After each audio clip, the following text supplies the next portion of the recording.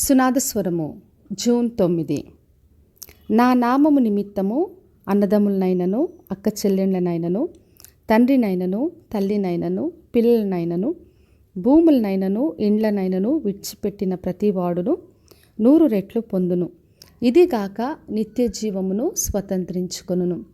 మత్తయి సువార్త 19వ అధ్యాయము 29వ వచనం.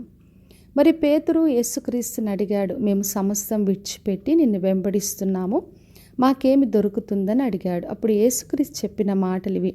మరి ప్రపంచ పునర్జనన మందు మనుష్య కుమారుడు తన మహిమగల సింహాసనం మీద ఆసీనుడై ఉన్నప్పుడు నన్ను వెంబడించిన మీరును 12 సింహాసనాల మీద ఆసీనులై ఇశ్రాయేలు 12 గోత్రముల వారికి తీర్పు తీర్చుదని చెప్పాడు. మరి నా నామము నిమిత్తం అన్నదమ్ములైన అక్క చెల్లెళ్ళైనా తల్లిదండ్రులైనా పిల్లలనైనా భూములైనా ఇండ్లైనా ఏది విడిచిపెట్టినా ప్రతి వారు 100 రెట్లు పొందుకుంటారు, నిత్య జీవము స్వతంత్రించుకుంటారని వాగ్దానం చేశాడు.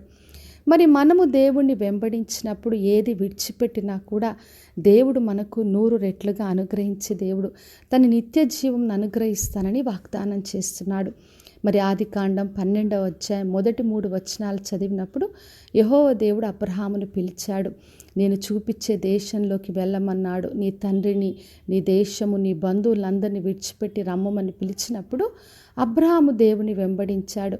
మరి దేవుడు అతనికి వాగ్దానం చేశాడు, నేను దీవిస్తాను, నిన్ను గొప్ప జనముగా చేస్తాను, నిన్ను ఆశీర్వదిస్తాను, నీవు అందరికీ ఆశీర్వాదంగా ఉంటావని చెప్పాడు. అదేవిధంగా అబ్రహామును దేవుడు గొప్పగా ఆశీర్వదించాడు.